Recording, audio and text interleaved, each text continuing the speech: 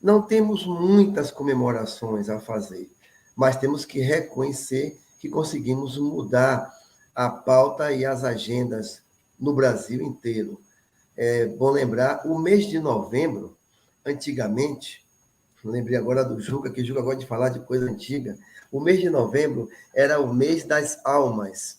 Novembro tem o 2 de novembro, e a tradição de alguns quilombos, de algumas comunidades tradicionais, é que no mês de novembro você cobre as imagens dos santos católicos, cobre as imagens, cobre com um pano branco as imagens dos orixás, não se bate nos terreiros, pouquíssimas casas de candomblé funcionam no mês de novembro. Então, o mês de novembro é um mês meio devagar, amorfo, onde as pessoas não dão, por exemplo, um caruru, porque não é bom falar com o orixá no mês dos mortos. E o movimento negro conseguiu modificar isso. O mês de novembro passou a ser o Novembro Negro, com celebrações, passeatas, caminhadas, reivindicações. Então, antes, a história oficial colocava para o Brasil o 13 de maio, o movimento negro conseguiu desconstruir o mito da igualdade racial, o movimento negro conseguiu oferecer ao Brasil uma agenda afirmativa, pautando as necessidades do nosso povo e contrariar, inclusive, alguns economistas importantes que foram referências para as nossas vidas, como, por exemplo, Celso Furtado, Rômulo Almeida, grandes pensadores da economia brasileira, mas que sempre deixaram a negritude de lado.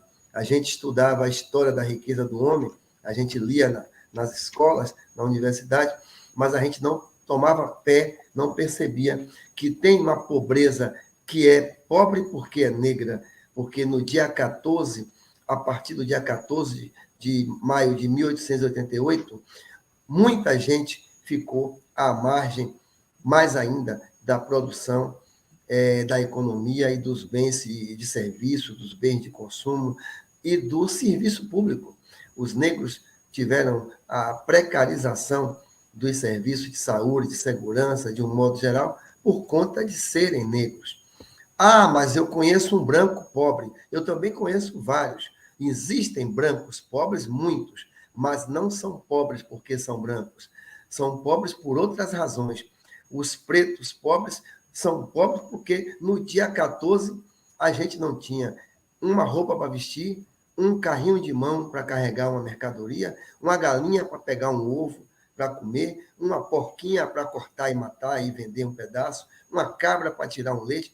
No dia 14, a turma que era escravizada não teve nada, nem seguro-desemprego, nem vale-transporte para retornar à África. Então, uma parte da população brasileira, que hoje é 57%, é a maioria, ficou totalmente alijada. A educação no Brasil foi uma política pública que excluía, por decreto, negros e leprosos. A saúde no Brasil excluía negros, sempre excluiu, que teve que buscar as santas casas de misericórdia da Igreja Católica ou os terreiros de candomblé para tomar os seus chás, fazer as suas curas com medicina tradicional, com a medicina natural. Então, não tivemos educação, não tivemos saúde, não tivemos um Estado ao nosso favor, a nossa cultura foi hierarquizada para baixo e tivemos o fortalecimento, o recrudescimento da segurança pública e do Código Penal.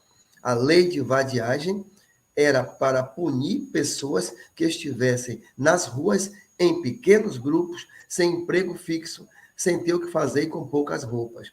É fácil, não precisa ser um cientista social, para saber quem estava com pouca roupa, sem emprego fixo, sem documentos, em pequenos grupos, sem ter o que fazer depois do 13 de maio. Então, os nossos signos, o candomblé foi proibido, a capoeira foi proibida, nós fomos proibidos de andar nas ruas, não é de hoje que a polícia faz abordagens aos negros nas ruas, é de muito tempo. Nós fomos considerados os suspeitos diante de uma segurança pública que priorizava o patrimônio em detrimento das pessoas. A polícia foi criada na sua gênese, fui redundante agora, para tomar conta da família real que veio morar no Brasil. E ela passou a se comportar sempre assim. Brancos e europeus são os donos das coisas e quem não é dono de nada, os negros, são os suspeitos de querer levar alguma coisa dos outros. Então, um olhar sobre os nossos corpos sempre foi um olhar rigoroso. Uma pessoa negra pode até estar sem fazer nada, mas ela terá sempre um olhar da segurança. Uma pessoa branca pode estar fazendo até coisa errada, fazendo besteira, mas ela passa tranquila porque o olhar da segurança não a olha com tanto rigor. Então, nós fomos alijados de todo o processo de desenvolvimento e acreditando, e todos nós acreditávamos, que vivíamos num mito de democracia, numa democracia racial, que era um mito, e não entendíamos essa pobreza. Então, com os movimentos negros, com o Novembro Negro, que antes era o 20, passou a ser o mês todo, graças à luta do nosso povo. Tudo começou no Rio Grande do Sul, em 71, quando um grupo chamado Palmares pensou em criar um dia para a celebração da negritude e lembrou de Zumbi, que morreu em 1695. Depois, em Salvador, 1978, 7 anos depois, o MNU, o Movimento Negro Unificado, fez uma grande assembleia e referendou o 20 de novembro. Ainda assim, havia resistência de vários pontos, de vários pensadores, né, que achavam que a gente estava negando o 13. A gente nega o 13 enquanto data de uma heroína chamada Princesa Isabel. Mas a história não pode desconsiderar, na cronologia, que houve um 13 de maio. Houve um 13 de maio que libertou parte das pessoas escravizadas. Nós tínhamos 1.500.000, quando a Lei Áurea chegou, nós tínhamos pouco mais de 600 mil escravizados. A outra parte já estava liberta através de vários mecanismos, inclusive das fugas e dos quilombos. Então, além de ser um pouco inócua, esta lei de 13 de maio de 88 tinha 2 artigos. Falava que estava proibido a escravidão e as disposições em contrário. Com 2 artigos, você não corrige o que a escravidão fez por quase 4 séculos. A escravidão oficial negra no Brasil durou por volta de 354 anos. E depois de 354 anos, faz de conta que nada aconteceu. A partir de agora você está livre e vai cuidar da sua vida. Sem terra, sem ter o que fazer, sem cidadania reconhecida. E o Estado não tratou, e nem a igreja, de fazer políticas públicas afirmativas para corrigir aquelas distorções. Pelo contrário, nós fomos jogados para as ruas, para os morros e para procurar reinventar a vida. Por isso que somos os camelôs, somos os moradores das favelas. Por isso que quando cai uma casa na chuva, que não chove forte, a imagem de quem dá entrevista dizendo que perdeu tudo, em qualquer lugar do Brasil, é quase sempre uma pessoa preta, mesmo em estados que não são como a Bahia, que tem uma grande maioria negra, mas essa negritude é muito pobre. Então, 78. Em 2003, foi oficializada pela legislação, pelo presidente Luiz Inácio Lula, a Lei 10.639, que coloca os estudos africanos nas escolas públicas e privadas e estabelece que todas as escolas devem comemorar com os alunos e explicar o 20 de novembro. Só em 2011 tivemos uma lei criando o Dia Nacional da Consciência Negra, 2011, mas não sendo feriado, mas 6 estados criaram feriados nacionais e 1.050 cidades brasileiras criaram feriados municipais.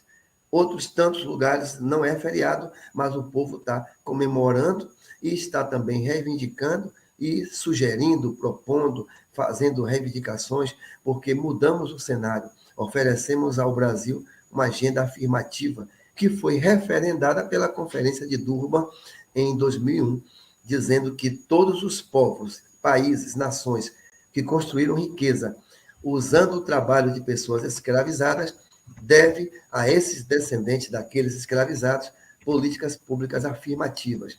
O Brasil é signatário e o então presidente Fernando Henrique Cardoso declarou pela primeira vez, um estadista no Brasil, publicamente, que o Brasil era um país racista. Então, estamos avançando. Não está bom, A gente ainda é abordado nas ruas e somos a maioria. Acho que a cada 1 hora, 4 pessoas, homens negros, são assassinados pela polícia brasileira.